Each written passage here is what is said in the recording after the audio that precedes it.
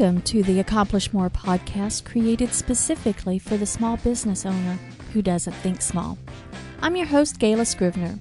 This show is where you'll learn practical ideas, hints, tips, and tricks to help you grow your small business where you can leverage your time and to accomplish more. Hello, and thank you for joining me again today for the Accomplish More podcast. We are now at episode 26 and already into the second quarter of the year. Can you believe it? Sometimes it blows my mind about how fast time flies. And speaking of things that is fast approaching, I want to remind you that the Accomplish More Academy will be launching soon. The Accomplish More Academy is a community of fellow business owners, freelancers, and solopreneurs who have that do-it-yourself itch and want to cut to the chase in getting trained on how to do some of the techie stuff to allow them to be more efficient. It's a place where you get straightforward training on the tools you can use and giving you a better idea of how to develop your processes and to set you up for growth and success. If that's something that's intriguing to you and you would like to learn more, please hop over to accomplishmoreacademy.com and sign up to be the first to get updates. Now let's shift to today's show, where I want to share my recent interview with style coach Michele Rickman. Michele is the owner of 4D Style and Presentation Coaching. As a style coach, she helps business owners and professionals update their look, like their clothing and accessory pieces, to help gain confidence and express themselves to reach their ideal client. As you'll hear later in the interview, we are told that we shouldn't judge a book by its cover. But here's the thing, we all do. Authors spend a lot of time and money on the design of their book covers to make their books more marketable. It's similar with how we present ourselves as business owners, especially for those who are a personal brand. Michele also helps business owners with their presentation skills. Her training is not just for those who are looking to be professional speakers, but for all business owners. How you express yourself verbally in networking situations or even an unlikely casual situation can help you get your next client. I just know you'll love to meet Michele, so let's get right to the interview. Michele, I want to welcome you to the Accomplish More podcast. Thank you very much for joining me today. It is absolutely my pleasure to join you today, Gayla. Thanks for inviting me. Well, I would love to start out with telling our audience, telling everyone a little bit about yourself. Okay, yeah. Well, I have been married to my husband, Joe, for 25 years, and I have 3 amazing kids. My son Kyle's 20. I have a daughter, Sarah, who is 17, and my daughter, Anna, is 15. I actually have 2 businesses that work really well together, and I've been working with people and coaching people now for over 20 years. I love to travel, I love to read, and something that a lot of people don't know about me is I love to act and direct in theater, live theater. So there's a little bit about me. Anything else? Well, let's talk about the theater and everything. Weren't you a speech and debate coach or teacher? I was a speech and debate coach, yeah. Actually, throughout college, I was an actress and assistant director. And then at the beginning of my career path, for 10 years, I was a high school speech and drama coach. I actually constructed the drama program in the school where I was teaching. They didn't actually have a drama program, so I built it, and then also coached the kids, about 10 weekends out of the year at speech contests and debate contests, tournaments, and then coached a few of them to state, and while I was there for 10 years, I did, wow, this sounds crazy when I say it out loud, 20 productions. Wow. Now, Did you do speech and debate in high school and go to competitions and stuff like that? What's really interesting is my school did not have speech and debate. We had a very small drama department. We did not have speech and debate. We had public speaking at my school. I did compete in other ways, though. In our foreign language club, I did some speaking competitions, and also in FHA, things like that. But actually, in high school, other than drama, I was a band kid. Ah, so you competed Yeah, in band. we did. We did. Mm-hmm. We competed in marching band and then also in concert band. Did you go through? Did you go to a small school? I grew up in a small town, and I went to a very small school. I graduated with a whopping 54 kids, and smaller than mine. I had 90 whole and people. that was our largest graduating class to that point. Yes, So. ours was too. And it was only 90 students in our graduating class, and some folks find that mind-boggling, but 54 is awfully small too. So It is. It is. It's a very small school, and actually one of the smaller ones in our county too. So we didn't have as many offerings at school. What we did have, however, was a phenomenal community college that our schools partnered with, and they had an extremely well-known community theater program there. In my junior and senior year, I was involved in drama and ended up getting an academic drama scholarship at that community college under a director named Dr. Richard Renee. He had huge amounts of experience in the world of theater, and we had this tremendous community theater department, and I actually was his assistant director. wow, that is awesome.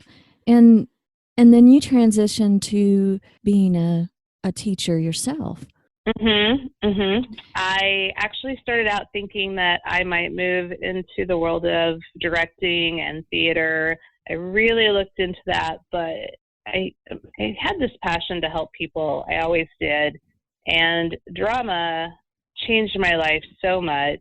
And I knew that it was partly because of the acting, but also because of Dr. Renee and how he could help people see that there was so much more out there in the world, but also so much more inside of us.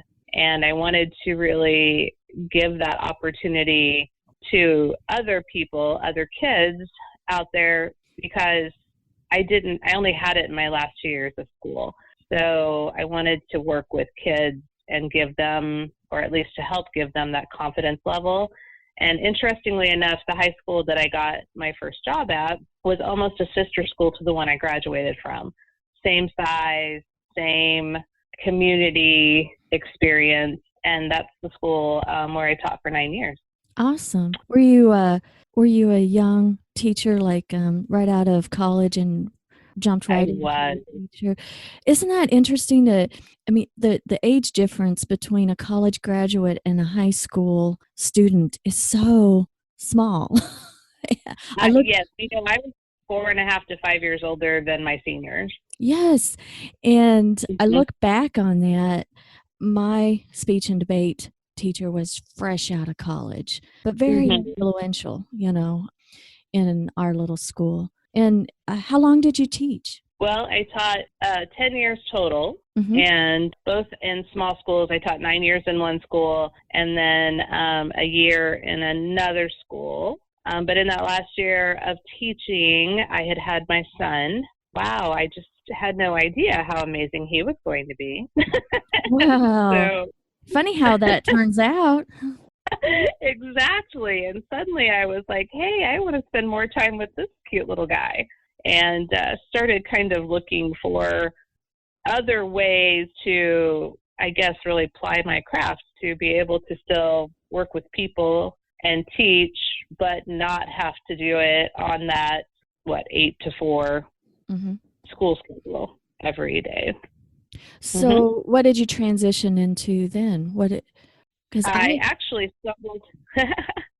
Stumbled into the world of direct sales, and I say that literally stumbled into it. I really didn't know much about direct sales, but I actually went to a party at a friend's house, and the lady there really intrigued me, and I thought, this could be an option. We'd figured out that if I could just make $800 a month, that I could stay home with my son. And, teaching isn't exactly a high-paying job out there, bless those teachers.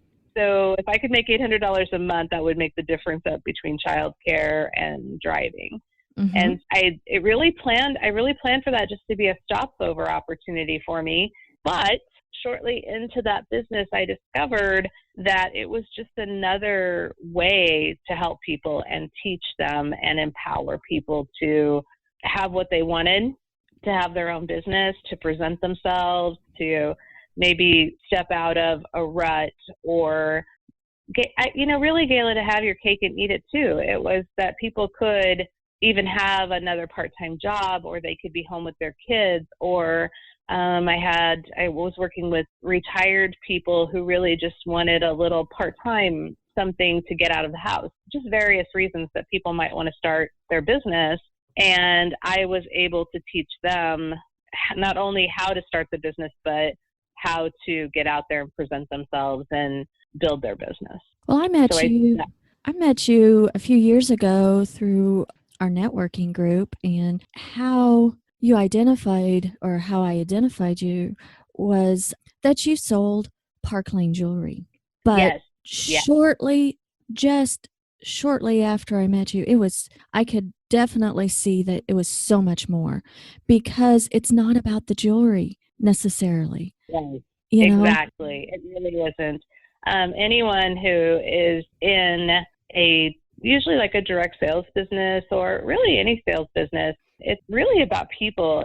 It's about having a tool that you can use to help people. And that's really how I saw the jewelry business.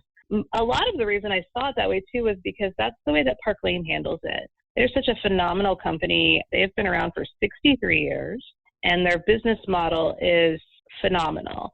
And it's all about empowering and helping people. And it's really why I fell in love with them, was because of that business model of using the jewelry to help people build their confidence, to empower them, to teach them how to go out there in the world and express themselves. Well, and I love that's how they handle that. Well, let's go in more on that, because your business name, you do sell Park Lane jewelry, but your business is 4D presentation and style coaching. Is that the correct name, or the official name? Pretty close. 4D style and presentation coaching. Yes. All right. So how, with your presentation and your style coaching, what is that exactly? And how does jewelry intermingle with that? I mean, how would that help? Awesome. I love that. I love that question.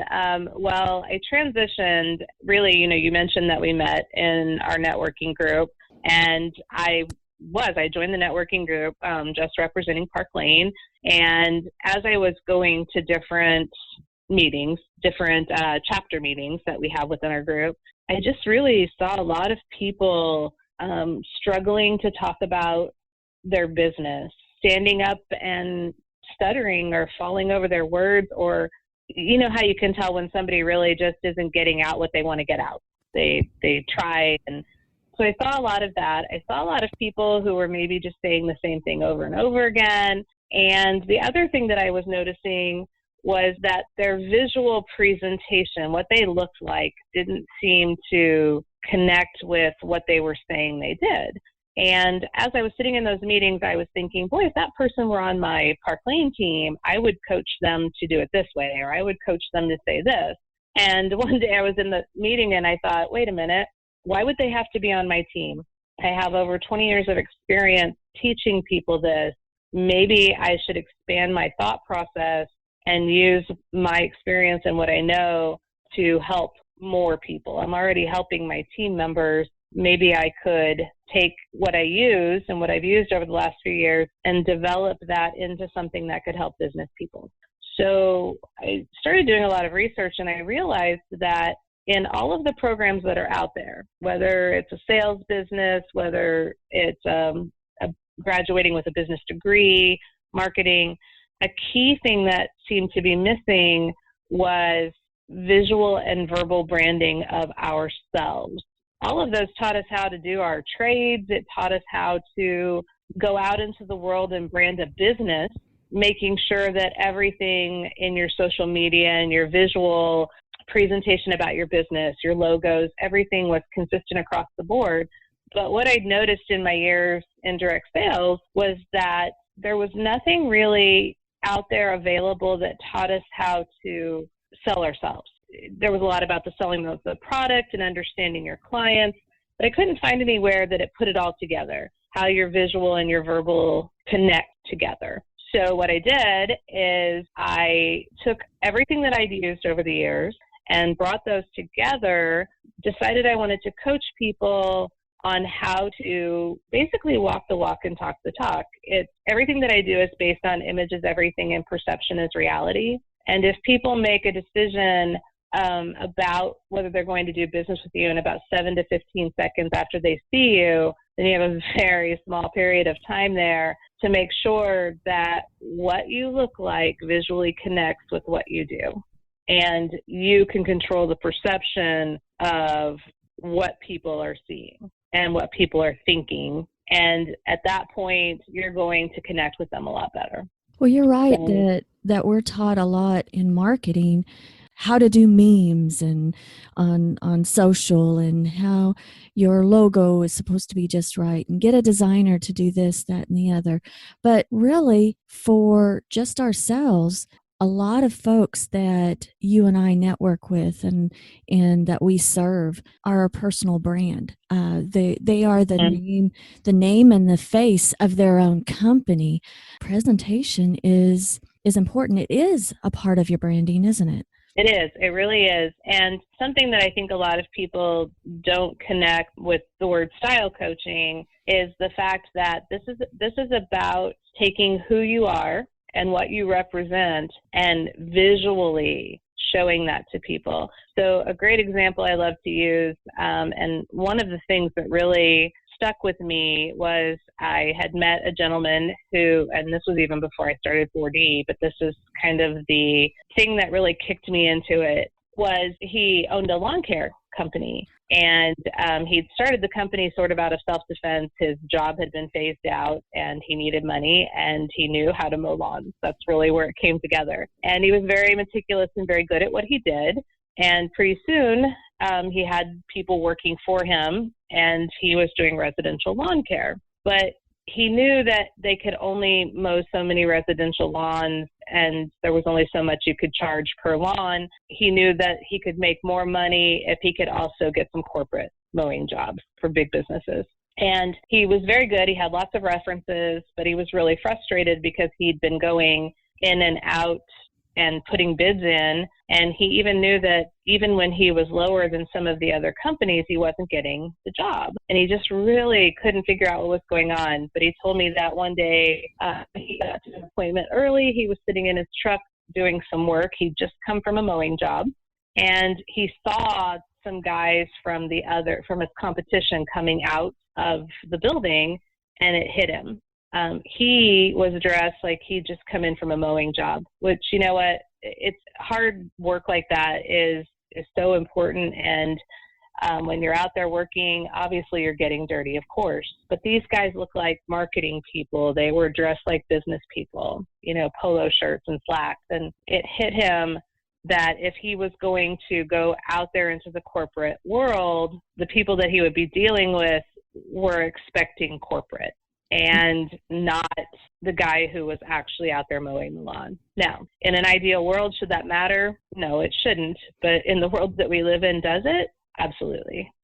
And on his own, I'm sorry, I didn't mean to interrupt you. Go ahead. Oh, no, I was just saying, I'm so glad that you had mentioned this story, because I've heard this story before. And if you touch on, you can't judge a book by its cover. Well, it's part of our marketing. And if he's even underbidding his competition, and he maybe have better service and does a phenomenal job, if you go into an arena that you don't have the same, that people don't feel like you understand them, then how would you get that job? Well, he figured this out on his own. Mhm. And he said that he immediately called a friend of his and they designed a logo. He bought really nice polo shirts. He went home, took all the guys to Walmart and bought them khaki work pants and shorts, and told them that they needed to have at least one of the shirts, a clean shirt in their truck at all times. And then when he knew that he was going to give bids, that's what he went in with, this great logo on his shirt, and he was a businessman. And the very first time that he went in and gave a bid like that, he got the bid and started getting them repeatedly. And he said, I wish I would have known that. How many did I miss out on before I realized that I needed to connect, what you just said. I needed to connect with the people that I was bidding with. They wanted to be corporate too. The customers, I mean, if you want to, you have to, even where you work in a corporate organization, that's where my background is, you have to dress and behave in a certain way to succeed in that environment. It's your dress code. It's not that you're losing who you are, I guess. What I hear from our lawn care example, he didn't do anything fancy. He wasn't in, an Armani suit and tie and all fancy. It was a polo and khaki, just yes, having the neater appearance, maybe tucking in the shirt. That's a big deal. Exactly. It is. And the great thing about that example too is that I think a lot of people, like you just said, feel like they have to become something they're not.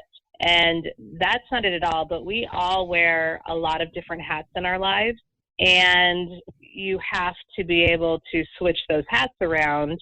And in this case, he needed to go in as the owner of the business or the marketing director for the business, even if he's all of those things. You and I, for our businesses, that's what we are. Whatever moment it is, we're the CEO, we're the owner, we're the marketing director, we're the salesperson, whatever it is that we're doing at that moment in time. And I love this phrase, you have to know your audience. And in order to connect with your audience, you have to know them and you have to know what they expect. And the funny thing, I used to share this with my students all the time, the funny thing about you can't judge a book by its cover, I find that a really interesting saying, because writers of any sort, nonfiction, fiction, any of those, self-help, spend a lot of money having somebody design the cover of their book. Absolutely, they do. Yes. Because if the reader isn't intrigued by the cover, they won't pick it up. Exactly. Title. And the title, all of it. And we have to keep that in mind. And the other side of that is the verbal presentation. I just think that one of the common mistakes that a lot of people make on the verbal side of things is assuming that people already know what we do. I think that a lot of people out there, when I'm at a lot of the networking groups, I hear people say things like, well, most of you here know what I do. I'm a realtor. I'm a massage therapist, all of those things. I'm a hairstylist. And we make the assumption that people really know what we do, but we're all individuals. And we should never assume that, because we all do things differently. And we need to be very specific when we're talking about ourselves. And we have to understand our audience and who we're trying to connect with at that moment in time. And that's where the verbal side of things is very important. The other side of that people miss out on is people who have a team, a sales team, a group of employees that work for them, because if the verbal message doesn't span the entire company or the entire group, then the business owner is missing out on that first line of advertisement, which is the people who work with you. Oh, very good point. Because you need to market within your own company so that you have everyone that works for you and with you can fulfill the mission and have the overall look and feel of the atmosphere and the message that you want to portray as a company. Very good point. You do have to market within yourself, within your own team. Absolutely. And the first thing that I tell business owners who maybe have employees or a sales team, and I say this to even people in direct sales and multi-level marketing who have a team, I always tell them to ask them what they do. Dinner party conversation. If I say to someone's receptionist, oh, hey, what do you do? And she says, oh, I'm a receptionist for blah, blah, blah. That is a missed opportunity for that business owner, because that tells me nothing about the company. It gets the company's name out there, but it doesn't give me the company. So maybe it's a receptionist, I don't know, pull something out of the air, pest control company. And he says, oh, I'm a receptionist at a pest control company. Instead of saying, oh, well, I am the front person at an amazing pest control company where we specialize in whatever. Big difference there. Advertising for the company itself, which is going to build business for everyone, including the owner. Well, in casual conversation, you can be at different areas and anywhere, and just in casual conversation things come up. I just had something. My husband is a musician, and I have conversations all the time where he's playing music in a place where my perception is, well, they don't need to know or want to know what I do. And just last week had someone that I have seen numerous times, and we just had a conversation. It was more lengthy, and she was like, I had no idea what you did. It was a fantastic connection in an unlikely place. And absolutely. And what do you do is a top conversation starter for people. Knowing that, and knowing that every employee, especially in a small business, maybe you only have a couple of people who work with you, having those people ready to talk about your business, wow, that's huge. Word of mouth is, the biggest way to get business. It's why we all know in the business world to network. Obviously, advertising, marketing, all of those things are hugely important. But word of mouth, recommendations, connections, that's really where we get a lot of our best clients. And that comes through not just the people who are your patrons, but also the people who work for you. And they don't know what to say unless you tell them what to say and how to do it. Exactly. Coaching them. Even the person who answers your phone. It's so important that they not only know what to say, but how to say it. And you do, well, with your background in speech and debate, presentation, coaching, and for business owners or employees or sales folks, just is perfect. Because isn't it one of the biggest fears is public speaking? Absolutely. I think that most people would rather choose to have you pull their fingernails out than to ask them to speak to a crowd of people. And even business owners, although we may not be professional speakers and we may not be speaking in front of an auditorium full of folks, presentation skills are still really important. Yes. We have a mutual friend or a mutual business owner in our community that she's a massage therapist that you've worked with, and I have seen a huge transition because she was new in her business, new to our networking group, but she was so shy. But she also has a language barrier. Can you just kind of tell a little story about her? Because I have seen, I met her the first day that she came to a networking meeting, and how terribly scared she was to today, and seeing her image on Facebook and just how she dresses. It's just like a transformation. Well, yes, she actually, English is her third language. So just getting up and talking in front of a group of people was intimidating in itself.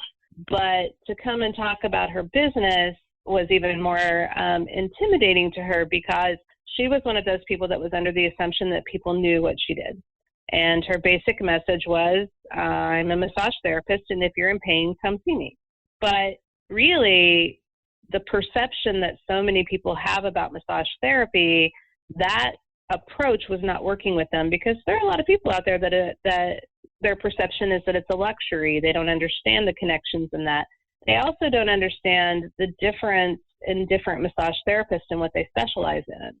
And so not only did she have that language barrier and was nervous about speaking in front of people because she was translating in her brain while she was talking, but also the idea that people didn't really know what she had to offer them. And we sat down, and with just a few simple questions that I have put together, we walked through what it is that she does. And I pulled her own words out, which is something that I really focus on. It's hugely important for people to know that, you know, I'm not a speechwriter. I'm not giving them things that I think they should say. I am a wordsmith, and I'm able to take the things that people say about themselves and just organize those thoughts, put them together, and make them more effective for the person. So it's really, I just sit and go through a series of questions, and I did that with her, and immediately realized that she was really missing a lot of potential clients because she wasn't specifically asking for what she was looking for. She was just going with a generic assumption that everyone knew what a massage therapist can do for them. So by taking her thoughts, her words, and really putting those together for her, we created an introduction that she can use anywhere she is, from a business meeting, a networking event, to a cocktail party. And she's ready now to introduce herself and what she does. The other thing that we did was we really narrowed down to some very specific clients that she would love to work with, so that when she was out there in the world of networking, she was triggering people's thoughts, not just offering services, but really looking for clients that she could help, because that's really her passion.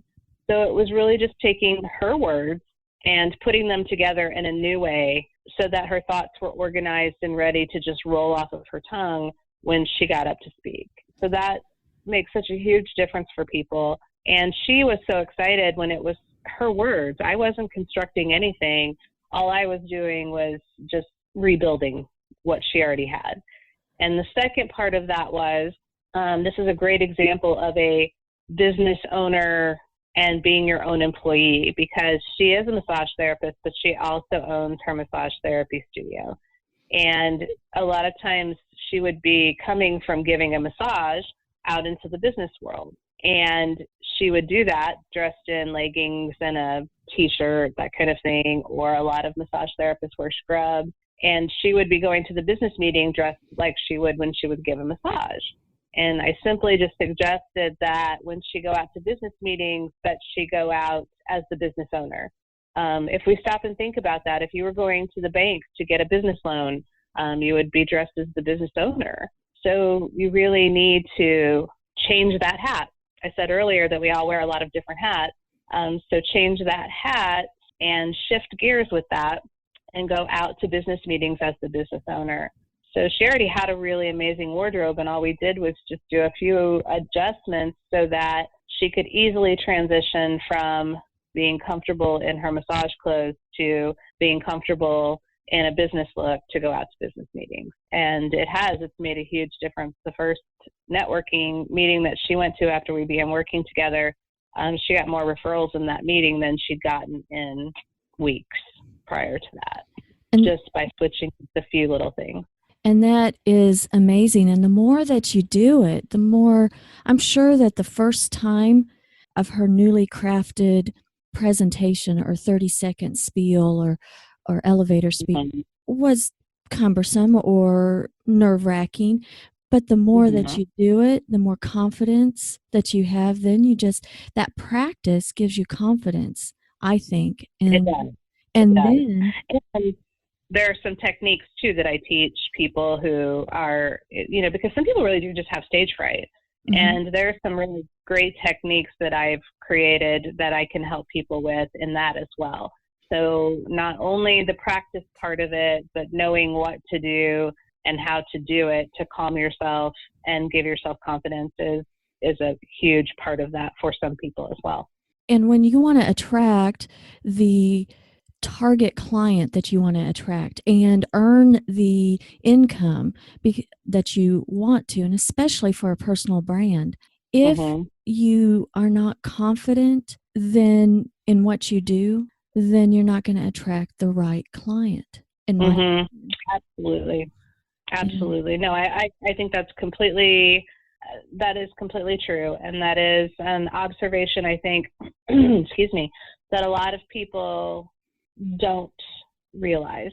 They don't see that, they don't know it. And you have to be you at all times, but you have to let people see you. you can That's be something that I think is, genuine. You're not acting like you're somebody else. I think you can be genuine Mhm. but confident. Right.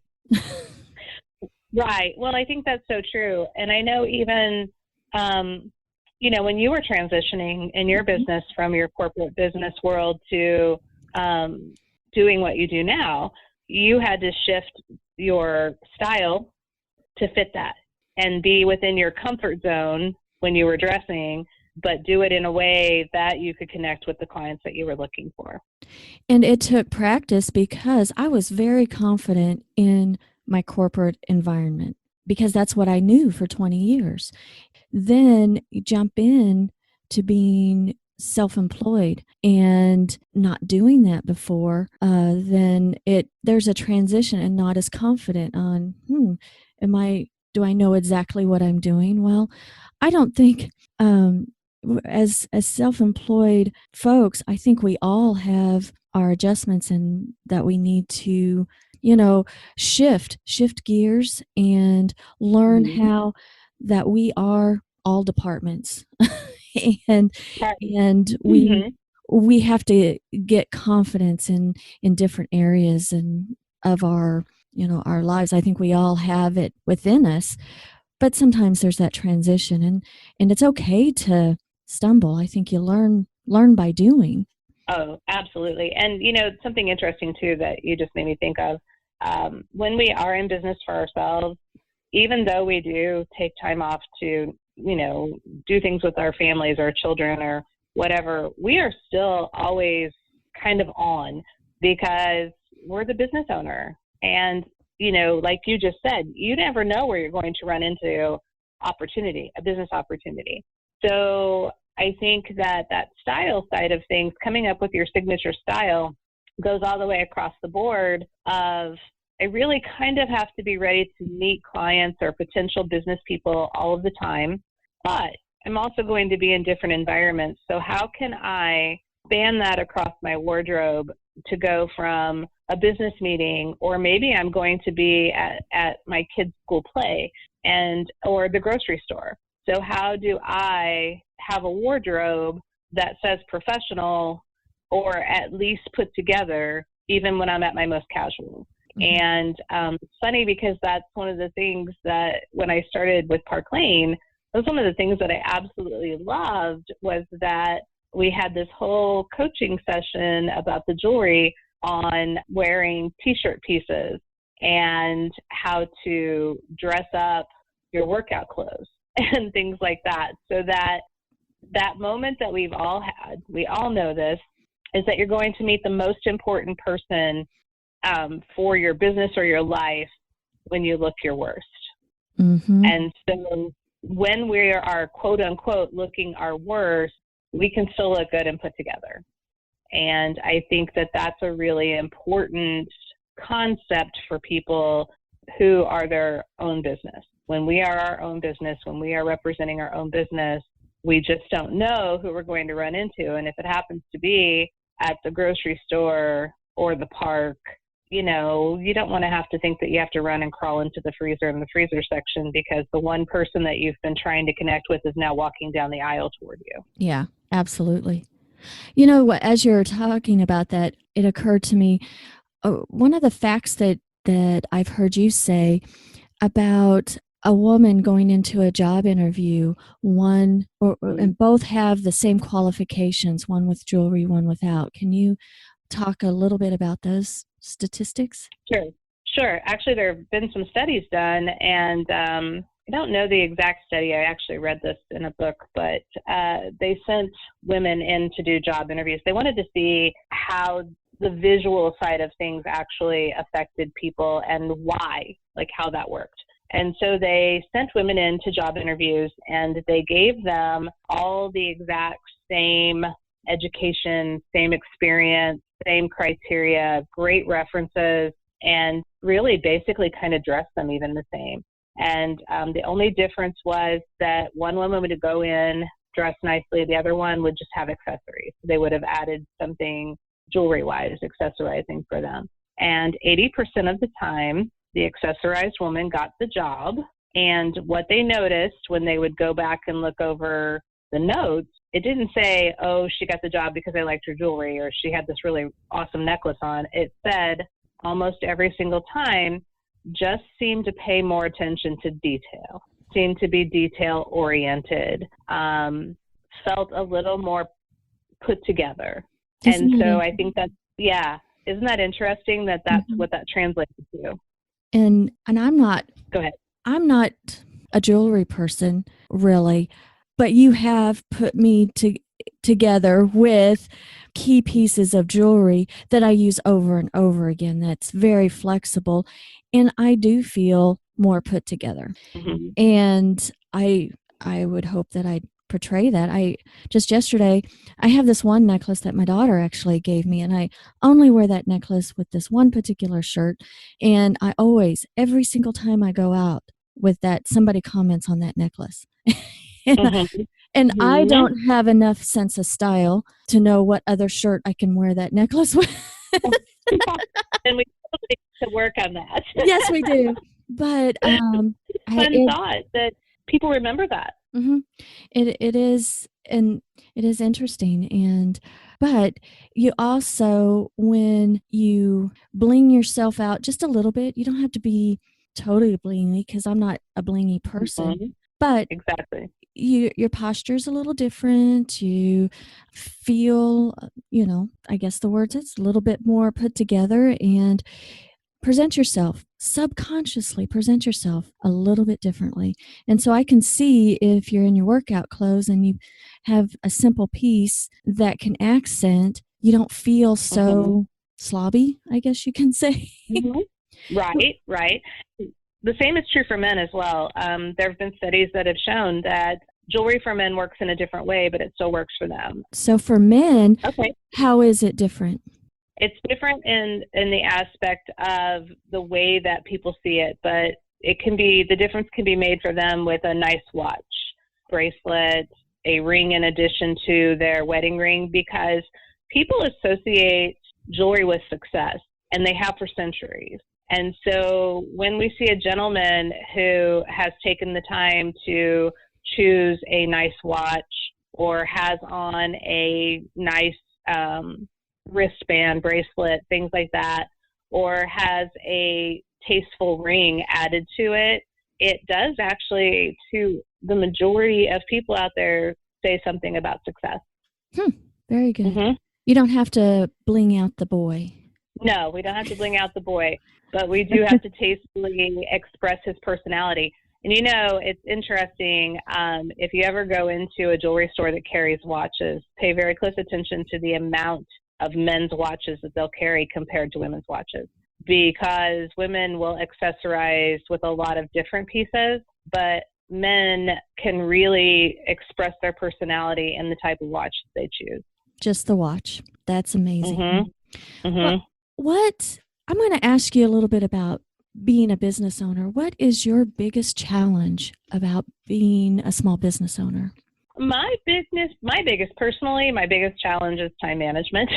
Mm-hmm. It's, back to wearing all those different hats. Obviously, I have kids in high school, and my businesses do complement each other, but really making sure that I'm taking the time to do the right things that I need to be doing, because as a business owner, it's pretty easy sometimes to let ourselves off the hook and think, oh, I can do that later. I can do that tomorrow. So I struggle with organizational skills and time management. So those are the things that I really have to focus on when I'm working or at my job, as opposed to when I'm not working, because sometimes I can make all of that overlap and forget to stop working and, do other things in my life. Or the reverse of that is I have to be careful not to be having too much fun and, not work. So Yes. incorporating all of that together. And when we work from home or don't have a traditional office, and sometimes it's hard to separate, or we get interrupted. Mm-hmm. And Mm-hmm. how do you get focus? I mean, it's hard. So it's hard. I find for me that I have to really put out there, what I'm doing for the week, and, set my goals for the month, for the week, and make sure that I have a way to measure that for myself, that I'm getting those things done, because a week can go by really fast for any of us. But when my daughters are both involved in drama, and so, we're at play practices and performances and things like that, and all the other excuse me, all the other things that we do, that, I have to figure out how to continue to work my business, even though I have to do a lot of those other things. And like you said, interruptions at home and things like that. So I have to be very conscious of what I'm accomplishing throughout the day. So checklists and things like that are my friend. Absolutely. So. What is your most favorite, or what do you love most about what you do? This is a really easy one for me. What I love most about what I do is empowering people. I love it when I see the smile on someone's face, or I see that their level of confidence go up, or I take the words that they've given me and I put them together and hand it back and have that person say, this is exactly what I've been trying to do. This is exactly what I've been trying to say. Or when I get the text or the phone call from someone that I've been style coaching, and they say, oh my gosh, I've gotten so many compliments today, because that's just inherently building their confidence level. So that's my favorite thing about what I do, is seeing my clients out there feeling empowered and succeeding in their businesses. That is amazing. I love it.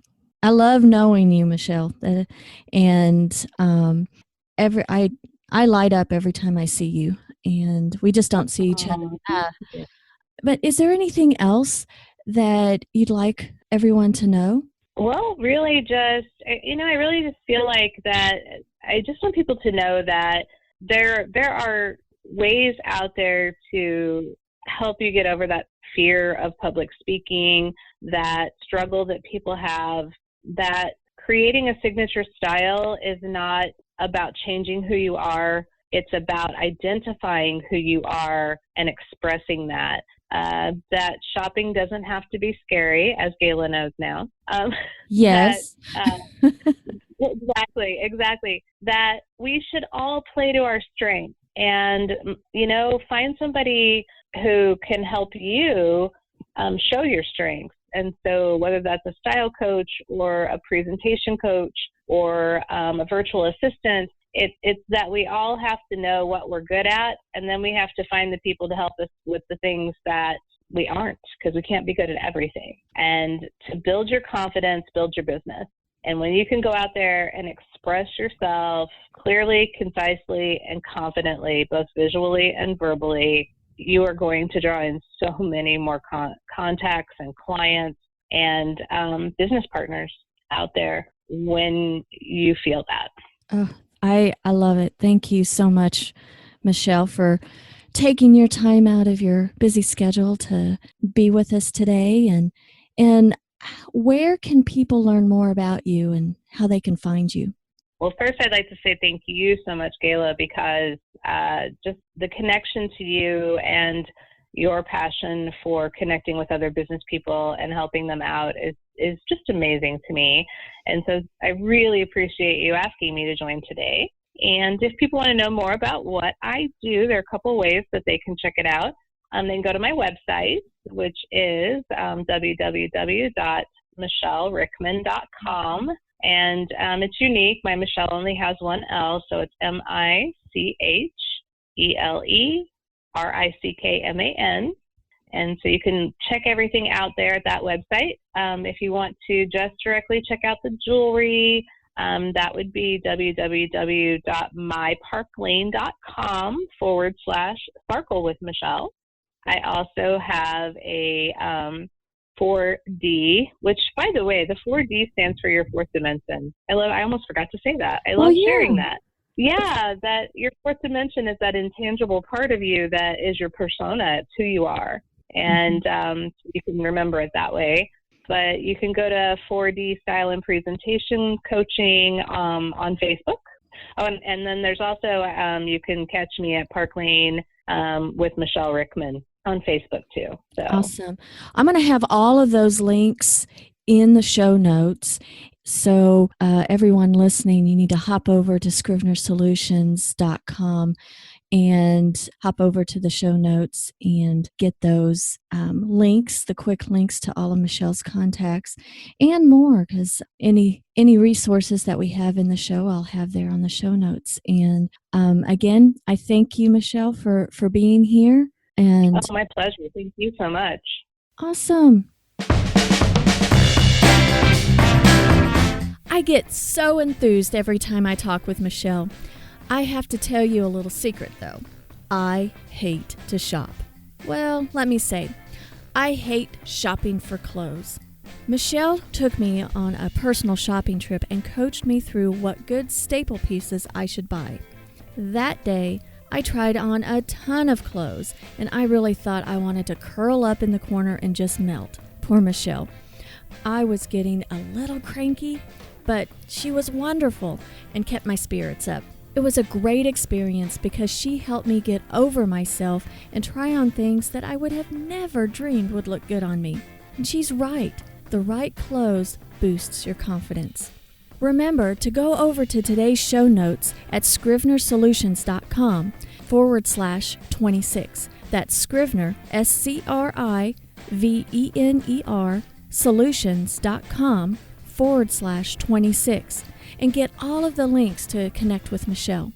Thanks again for tuning in, and I'd be honored if you'd subscribe and leave a comment. Until next time, have a fantastic week.